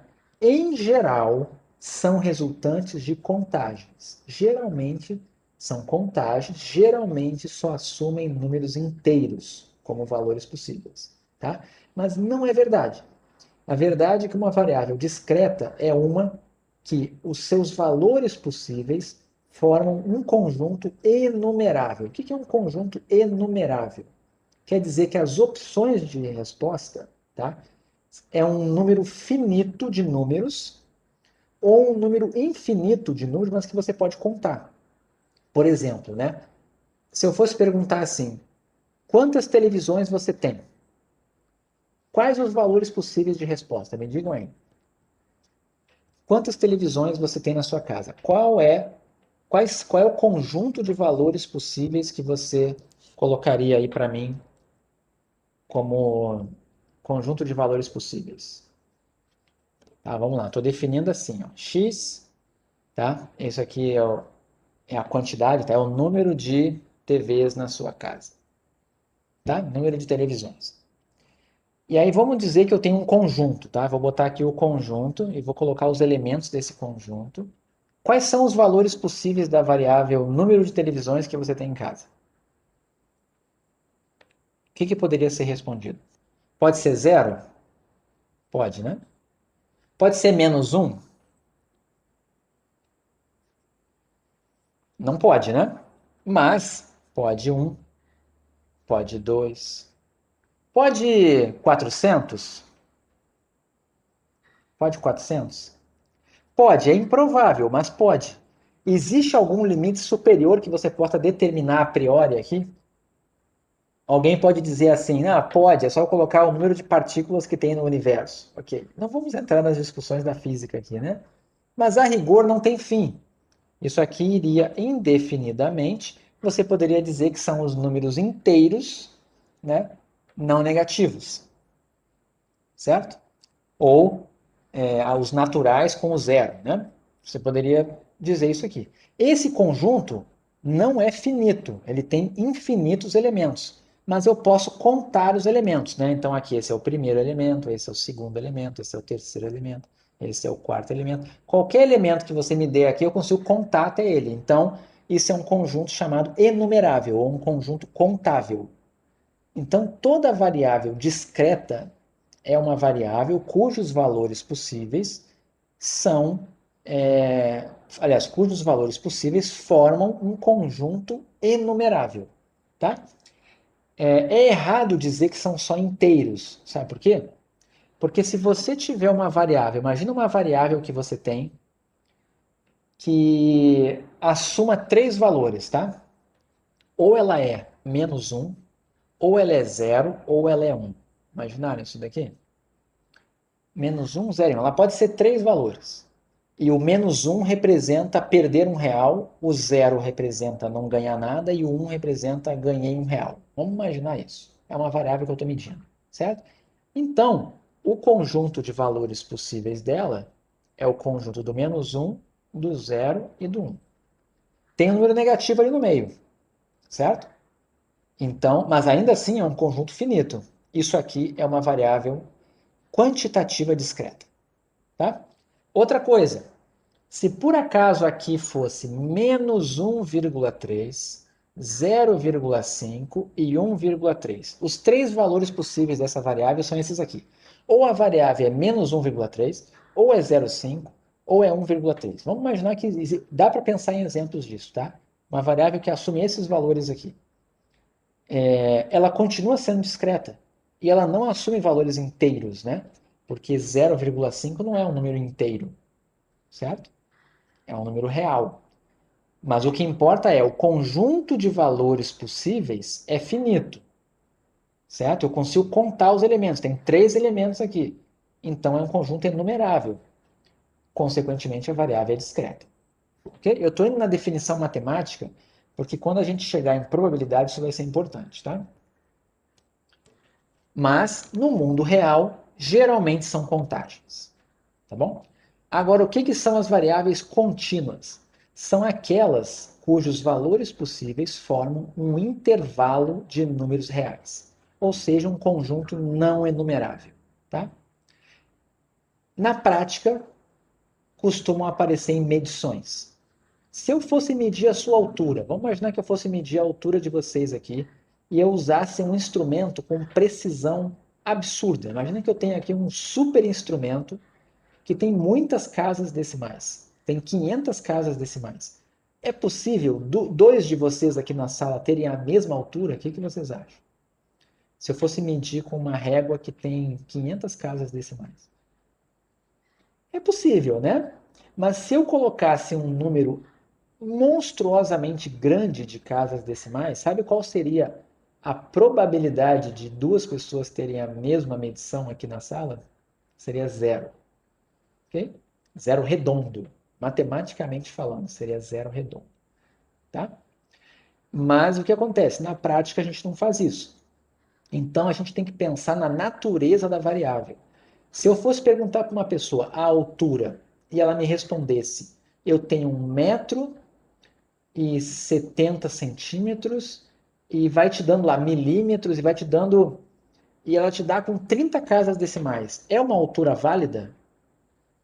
Continua sendo uma medição de altura? Teoricamente, sim, certo? Então, a gente vai classificar a altura, mesmo que seja em centímetros, a gente vai classificar como uma variável contínua. Tá?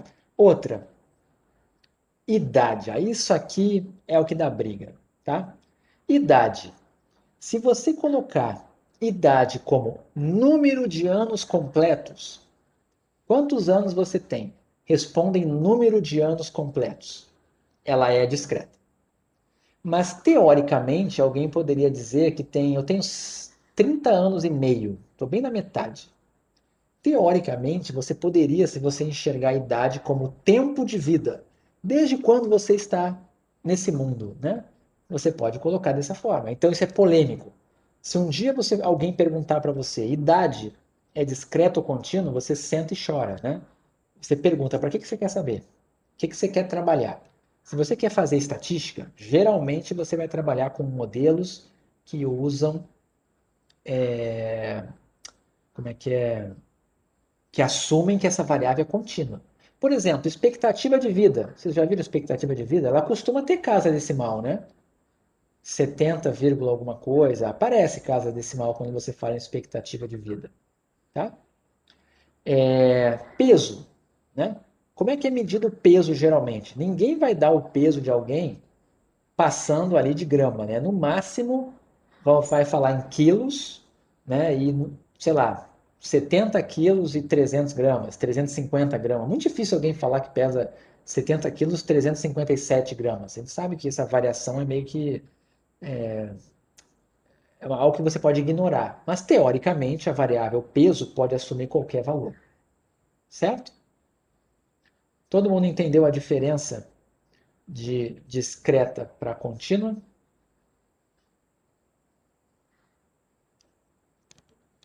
Então, tá bom. Agora vamos aqui começar a ver as discussões, né? Classifique de acordo com o tipo de variável. Número da camisa do time de futebol. que está nas costas do jogador. Qual é o tipo dessa variável? Qualitativa ou quantitativa? Vamos lá. Alguém respondeu discreta, né? Ela está representando, eu posso dizer, por exemplo, né, o que representa um jogador que tem a camisa 99? O que o 99 representa? Jogador que vem lá, mas 99 é qual posição? Eu gosto de jogar com a camisa 99 para homenagear um jogador, não sei da onde. Não tem posição, né? Mas ela vai indicar que é você, certo? Ela vai indicar que é você. Mesmo que alguém diga assim, não, mas camisa 1 é sempre o goleiro, tá bom. Mas o cara é o camisa 1, o camisa 2 é o lateral. Então, qual a relação que eu tenho entre o 1 e o 2? Qual é a diferença que eu tenho do 1 para o 2? O 2 é maior que o 1? O 2 é melhor? O 2 é melhor que o 1? O 2 é mais pesado que o 1? Qual a relação que eu tenho? São rótulos que só servem para identificar. Ou para identificar o jogador, ou até, dependendo do clube, para identificar a posição. Porque geralmente 1 é goleiro, 2 é lateral, 3 e 4 é zagueiro, né? 5 é volante. Mas são números que representam a posição do cara no campo. Elas não têm uma relação entre elas. Certo? Se alguém quisesse saber assim, aquele número como uma proxy da posição no campo, até daria para pensar que quanto maior o número, mais avançado o jogador está, mas em geral, o número da camisa do time de futebol é uma variável qualitativa nominal. É a resposta esperada aqui de vocês. Todo mundo entendeu? Outra, agora vamos problemas aqui. Idade de participantes de uma pesquisa. Essa daqui, tá? Já vou adiantar, né? Ela é quantitativa, claramente, né? A idade. Mas assim, é discreta ou contínua? Para fins de modelagem estatística, geralmente vai ser tratada como contínua. Mas em muitos livros vão classificar a idade como discreta, tá? Mas você vai encontrar livro dizendo que é contínua. Então, se isso cair um dia num concurso público, por exemplo, você tem que olhar lá na bibliografia do concurso qual é o livro que está, para responder de acordo com o livro que está sendo cobrado. Tá? Mas para fins práticos no mundo real, tá? É uma variável que geralmente vai aparecer na sua frente de forma discreta, mas mesmo assim você vai tratar de forma contínua, porque você vai usar modelos, às vezes, que fazem previsão de idade e vai fazer previsão com casa decimal. Vai fazer previsão de qual é a sua expectativa de vida. O modelo vai dizer, 72,7 anos. Coisas desse tipo vão aparecer. Tá? Então, assim, qual é a resposta certa aqui? Não tem, é ponto nebuloso. Tá bom? Mas anos completos é discreto. Certo? Aqui, a filiação em partidos políticos de participantes de uma pesquisa. Qual é o tipo aqui? Qualitativa nominal, perfeito. Tá? Não tem ordem, não tem nada, simplesmente qualitativa ou categórica, né, nominal. Número de ovos postos por uma galinha. Quantitativa discreta, aqui é uma contagem genuína. Esse aqui não pode ter meio ovo, então tem que ser quantitativa discreta. A quantidade de leite ordenhado de uma vaca durante um ano, em litros. Quantitativa contínua. Ok? É uma medição que eu estou fazendo aqui. Pressão arterial de participantes de um experimento. Da maneira geralmente apresentada, né? A pressão você pode falar de estar alta ou baixa, né? Mas é contínua. Dependendo do instrumento que você usa, você tem números diferentes. Certo? Você pode ter casas decimais ali. Tempo gasto para ler uma página de um livro. Quantitativa contínua. Muito bem. Velocidade de um trem entre Rio e São Paulo.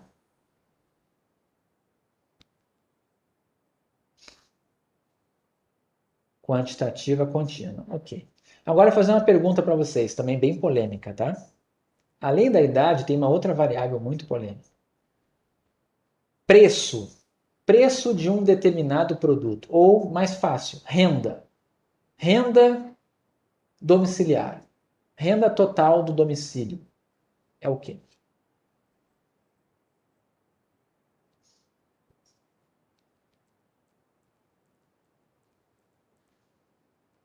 A renda é que tipo?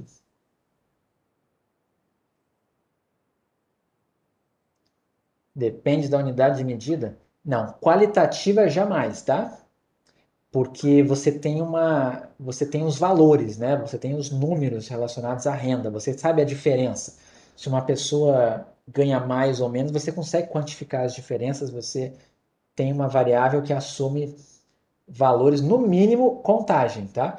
O ponto agora é a seguinte, ela é quantitativa, agora ela é contínua ou discreta? Deixa eu perguntar para vocês. Qual é a unidade de medida monetária que a gente tem aqui no Brasil? Como é que você mede dinheiro? A gente usa, tem R$ 1, né, que você pode ter centavos, certo? É possível você ter um salário de R$ 1.000,50? É possível existir isso? A sua renda ser R$ 1.000,50? É possível? Não. Vocês concordam comigo que, teoricamente, a sua renda poderia ser medida em centavos, em quantidade de centavos que você recebe? E que não existe meio centavo, não existe 0,372 centavos, como tem na idade. Como o tempo é contínuo, eu poderia dizer hoje que a minha idade é 41,32793 anos. Eu poderia dizer isso. Agora, eu não poderia dizer, né? Eu não poderia dizer que eu ganho R$ 1.000 e 1.000,0327 reais. Não, não posso ganhar isso, certo? Todo mundo entendeu? Então, teoricamente, não era para ter. Mas uma pergunta: quem aí tem carro? Quem aí dirige e abastece carro? Ah, já apareceu aí a Isis falando, né? Você já viu no posto de gasolina? Quanto que custa a gasolina? Não tem 3 casas decimais lá? Que medida é aquela que tem meio centavo lá? Né? Não existe aquilo, certo? Mas existe na prática. Então, o que acontece? Renda, se você fosse pensar matematicamente falando, ela não deveria ser contínua, mas ela é tratada como contínua, tanto em questões como essa, preço da gasolina, como em qualquer modelo estatístico sempre vai botar a renda como contínua. Já estou adiantando para vocês. Então, esse aqui, 99,9% dos livros vão dizer que ela é contínua. Certo?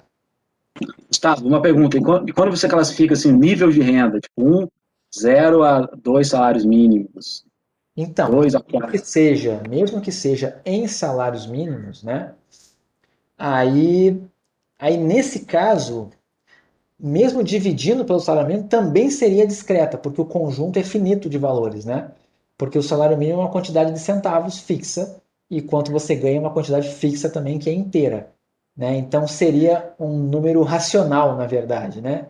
E o conjunto dos racionais também é enumerável. Então deveria ser, matematicamente falando, deveria ser discreta, mas não é. Ninguém vai tratar ela como discreta. Já guardem na cabeça essa daqui, que essa não, a polêmica é menor, a polêmica é matemática, tá? Mas todo mundo vai tratar a renda como contínua, seja em salários mínimos, seja em renda. Se as pessoas querem que ela seja bem contínua, ela costuma aparecer dessa forma como você comentou agora. Costuma ser assim, eu ganho 1,7 salários mínimos, eu ganho 1,32 salários mínimos. É o jeito que costuma aparecer mais. Ela fica com um ar mais contínuo. Mas, teoricamente, o conjunto de valores possíveis continua sendo discreto, continua sendo contável, enumerável. Tá, se for faixa de renda, aí já é diferente. Se você tiver uma variável que é de faixa de renda, você só vai saber o seguinte: a pessoa está naquela faixa ou não está naquela faixa. Você não vai saber onde ela está naquela faixa, certo? Então vai se transformar como uma variável categórica ordinal. Eu sei que eu estou numa categoria acima da sua, mas eu não sei o quanto exatamente, tá? Só um detalhe quanto a isso que você perguntou, tá? Às vezes pode acontecer isso aqui, ó, tá? Às vezes você pode ter uma classificação que é do tipo assim, ó, ganha de 0 até R$ 1.000, é um intervalo. Aí depois tem um intervalo que vai de 1.000 até 2.000 e assim por diante, tá? Imagina isso aqui. Alguém poderia pegar e dizer o seguinte: se você caiu na primeira faixa, você é o 500. Se você caiu na segunda faixa, você é o 1.500, certo? Claramente isso aqui são números que têm um conjunto enumerável de valores possíveis. Não pode cair aqui o número 700. Sempre vai ser 500, 1.500, mas dá para fazer algo assim. E é muito comum você pegar esses números resultantes aqui, ó, e trabalhar como se fossem medições contínuas. Mas tudo isso gera erro, certo? Gera pequenos errinhos lá nas suas margens de erro no final quando você faz esse tipo de coisa. Tá bom? Mas a rigor, tá? Você só está num grupo, você só consegue ter o ordenamento dela, você não consegue saber a magnitude, só sabe que quem está aqui ganha menos do que quem está aqui, mas não sabe quanto. Ok? Todo mundo entendeu? E agora eu vou falar do nível de mensuração, que é mais rápido, e a gente acho que termina a aula falando disso, não sei, vamos ver se a gente consegue. Qual a importância do tipo de variável, tá? Dependendo do tipo de variável, você vai usar uma técnica estatística diferente para analisar os seus dados. Okay? E assim como tem o tipo, também existe o nível de mensuração. É uma outra classificação da variável que tem. Tá? Então, eu vou colocar agora aqui para vocês os níveis de mensuração. Então, toda variável pode ser classificada segundo o seu tipo e segundo o seu nível de mensuração. O tipo sempre vão ser duas coisas, tipo e subtipo. O nível de mensuração não. Você tem 4 níveis de mensuração. Primeiro nível de mensuração, nominal. Tá? Esse nível de mensuração é algo que tem uma certa ordem. Quanto mais alto o nível de mensuração, mais coisas você pode fazer de estatística. Pensem nisso. Tá? Então, o nível mais baixo que tem, tá? Você começa no nível nominal. O nível nominal está associado aos rótulos, né, os atributos, sem nenhum tipo de ordem. É mais ou menos a mesma coisa que o tipo de variável categórica nominal. Toda variável que é do tipo categórica nominal tem nível de mensuração nominal. Ok até aqui? Por enquanto, bem intuitivo. A segunda também é bem intuitiva. Toda variável categórica, né, ou qualitativa ordinal vai ter nível de mensuração ordinal. Por que o nível ordinal é um nível mais elevado do que o nível nominal? Pelo seguinte, o nível nominal só identifica a unidade que está sendo avaliada. Você só consegue identificar, é um atributo. O nível ordinal, além de identificar, você já consegue ordenar, mas não consegue calcular diferenças. Tá? Então, eu só sei assim, classe social. Eu consigo colocar classe A, B, C, D e E, mas não consigo saber a diferença da A para B, da B para C, assim por diante. Certo? Agora vem outros dois níveis. Intervalar significa que você consegue fazer tudo o que você conseguia fazer na escala original, mas agora as diferenças têm significado. O que quer dizer isso? Eu posso comparar e falar, ó, essa medição é 2 unidades maior do que aquela. Eu consigo ter a medição da diferença, tá? Só que tem um detalhe, tá? Você não pode fazer razões ainda, não pode dividir uma pela outra. Você só pode fazer a diferença, tá? Um exemplo, temperatura, tá? Quantos graus será que está hoje aí na casa de vocês? Vamos imaginar que o Rio de Janeiro está todo com a mesma temperatura e todos vocês estão no Rio de Janeiro, tá? Eu sei que não é verdade, mas vamos imaginar isso. Eu olhando aqui para a rua agora, deve estar uns 28, 27 graus aqui no Rio agora, ok? Vamos imaginar que está 28 graus, tá bom? Ontem estava 30 graus, beleza? Ontem estava 30 e hoje está 28. Eu consigo saber a diferença de temperatura de ontem para hoje? Nesse momento que eu estou agora, nesse mesmo horário ontem e nesse horário que eu estou agora. Consigo saber a diferença? Consigo, né? Qual é a diferença? 2 graus. 2 graus Celsius. Mas agora, eu posso fazer a razão? O que significa fazer a razão? Eu consigo dizer que hoje está, sei lá, 12, 13% mais frio que ontem? Posso falar isso? Posso dividir 28 por 30 e ver qual é a proporção de temperatura de hoje em relação a ontem? Eu posso fazer isso? Ou dividir o 30 por 28 e o número que der é o quanto que ontem estava mais quente que ontem em percentual. Posso fazer isso?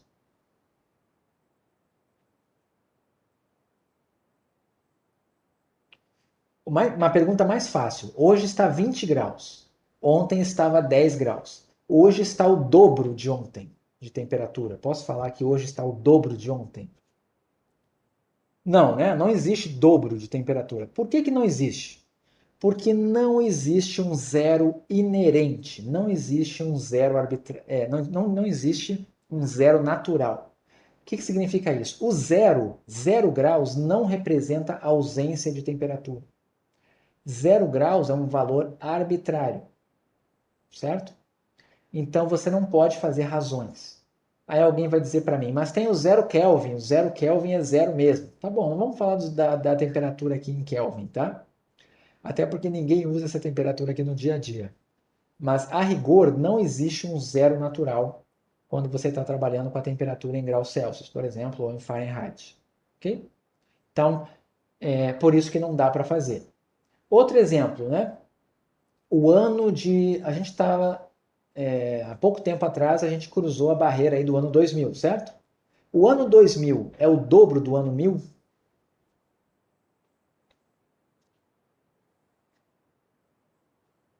É 100% maior que o ano 1000, o ano 2000? A gente pode falar isso?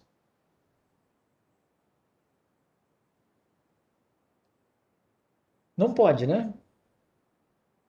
Ele é apenas 1000 a mais. Eu consigo saber que do ano 1000 para o ano 2000 passaram 1000 anos, eu tenho a diferença.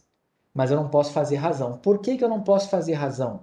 Porque não tem um zero inerente. Não tem um zero que indique a ausência de tempo. Né? Então, por exemplo, o ano zero, que não existiu, né, porque foi do -1 para o 1, mas o ano zero, se existisse, seria arbitrário.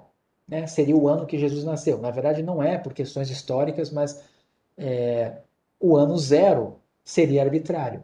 Então, você não pode nunca fazer razões ao comparar o ano, nem temperatura, nem coisas assim. Agora, por fim, existe o nível de razão. O nível de razão é toda variável que tem tudo que as anteriores fazem, só que agora, além das diferenças, as razões fazem sentido, certo? E aí você vai poder dizer coisas do tipo o dobro, o triplo, a metade, 10% a mais, 50% a menos, elas começam a fazer sentido, certo? Porque tem um zero inerente. O que é ter o zero inerente? É um zero que indica a ausência daquela qualidade, daquela medição que você está fazendo. Ok? Todo mundo entendeu por que tem uma ordem? Uma não dá para fazer nada, só identifica. A outra ordena, a outra calcula a diferença e a outra calcula razões. Ok? Vamos ver se... aqui tem mais um detalhezinho, por enquanto não vai, a gente não viu ainda, mas para cada tipo de variável você tem coisas diferentes de estatística que você vai poder usar. Como eu não defini essas coisas ainda, eu não vou falar delas aqui, tá? Eu vou vir para cá. Vamos fazer esse exercício aqui. E a gente termina aqui. Desculpa. Classifique de acordo com o nível de mensuração. Salários dos empregados de uma indústria em faixas de salários mínimos. São só faixas, tá? Não é em salários mínimos. É em faixas de salários mínimos.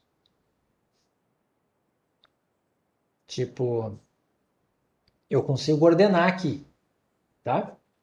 Consigo saber a diferença se por acaso a minha faixa fosse algo do tipo, né, um salário mínimo, 2 salários mínimos, 3 salários, só fosse os inteiros, alguém poderia até dizer que dá para calcular a diferença, mas a rigor, você não sabe se a pessoa está perto do limite inferior ou do limite superior da faixa. Então, você só consegue ordenar. Então, aqui o nível de mensuração seria ordinal. Ok? Vamos lá, outra, né? Tipo de transporte principal utilizado para casa-trabalho. Qual é o nível de mensuração? Nominal. Perfeito. Vamos falar de polêmica. Grau de satisfação de consumidores sobre determinado produto de 0 a 10. Vamos aqui falar de polêmica. Qual é o nível aqui? Vitor acha ordinal. Alguém discorda? Alguém concorda com o Vitor? Grau de satisfação. Intervalar. Tem mais gente achando intervalar.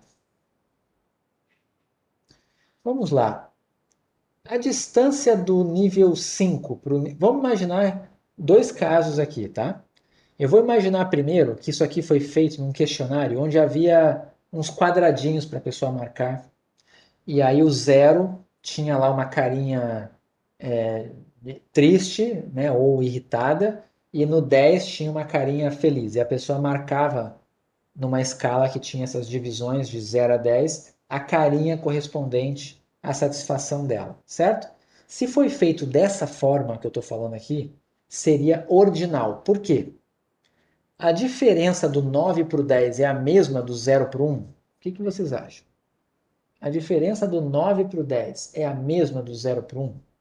A diferença do 5 para o 6 é a mesma do 9 para o 10? Será que é a mesma? Uma pessoa que respondeu 10 e uma pessoa que respondeu 9, talvez você pense assim, se a pessoa deu 10 é porque ela achou perfeito. Se a pessoa deu 9, é porque alguma coisa não estava perfeita, senão ela não teria dado 9, teria dado 10. Alguma coisinha teve. Agora, uma pessoa que responde 5 e a que responde 6, será que de repente não é praticamente a mesma coisa? É um detalhe assim muito, muito, muito subjetivo. Talvez 5 e 6 seja mais próximo do que 9 e 10. Certo? O ponto é, se foi feito da forma que eu falei, com as carinhas, com alguma coisa que representasse a satisfação nesses pontos, dizendo assim, 0 é totalmente insatisfeito e 1 e 10 é totalmente satisfeito, seria ordinal. Ok? Agora vamos imaginar que você fale assim para a pessoa. Dê uma nota de 0 a 10 para a sua satisfação. Dê uma nota. Em geral, a nota, tá, costuma ser dada em termos ou discretos ou contínuos, tá? Mas algo que tem sentido as diferenças. As pessoas podem analisar assim, do tipo, não, a pessoa que deu 10 e a pessoa que deu 8, a diferença entre os dois é a mesma de quem deu 2 e quem deu 0. Tudo vai depender de como foi feito, certo? Se for uma escala de 0 a 10, avalie numa escala de 0 a 10, com certeza, tá? Essa medida aqui vai ser de razão, inclusive, porque você vai poder dizer que um deu o dobro de nota para o outro. Mas se você falar que é o grau de satisfação da maneira que as pessoas costumam fazer, não dá para dizer. Eu não posso dizer que uma pessoa tem o dobro da satisfação da outra. Eu estou à metade, a minha satisfação é a metade da sua, não existe. Certo? Então, a resposta que eu daria aqui é grau de satisfação, em geral, ela é ordinal. Certo? Mas se for uma escala de 0 a 10, eu diria de razão. Essa é a resposta. Então, se eu só pudesse botar uma, eu botaria original aqui. Mas outras pessoas podem discordar de mim. Tudo depende de como é feito. Ok? Aquele bem tradicional que é assim, 1 representa insatisfeito e 5 representa satisfeito, né? É totalmente ordinal. Não tem nem o que falar. Como esse aqui está indo de 0 a 10, ainda é um pouco, dá essa dúvida. Mas se fosse, por exemplo, de 1 a 10 ou de 1 a 5, não teria dúvida nenhuma de que era ordinal. Tá bom? 4. Número de respostas certas de alunos num teste com 10 itens.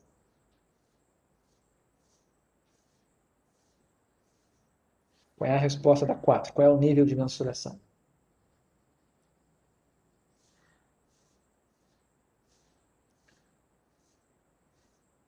Vamos lá. Eu posso dizer que uma pessoa tirou o dobro da nota do outro? Pode. Acertei o dobro de questões que você? Posso. Porque tem o zero inerente. O que é o zero inerente aqui? A pessoa que não acertou nenhuma tira zero. O zero não é arbitrário. Então a 4, ela é de razão. Certo? Toda contagem é de razão. Certo? 5. O QI dos indivíduos. Sabe aquele QI que todo mundo faz, que tira 100, 120, todo mundo fala que tirou 140, sabe aquele QI? Intervalar ou de razão? Aqui eu nem vou dizer que é qualitativa ou ordinal, é intervalar ou de razão? O Thiago já falou que acha que é intervalar. Beatriz, intervalar. Alguém acha que é de razão? Alguém está na dúvida? Eu posso dizer que o meu QI é o dobro do seu?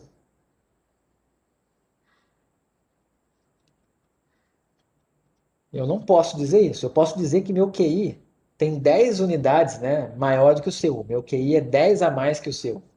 Mas eu não posso dizer que meu QI é o dobro do seu. Meu QI é 10% maior que o seu. Você não pode fazer isso. Por quê? Porque o zero é arbitrário.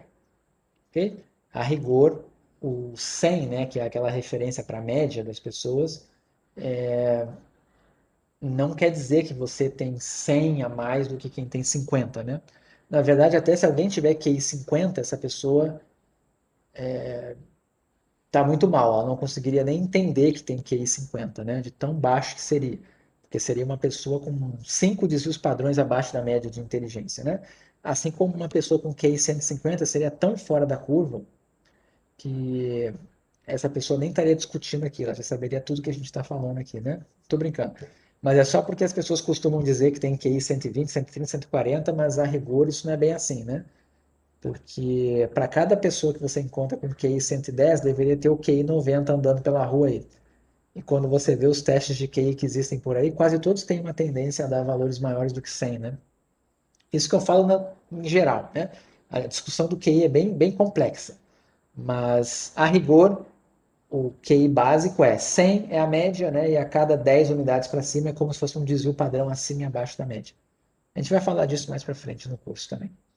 Então, o QI aqui é intervalar. Tá? 6. Percentual da receita de municípios aplicada em educação.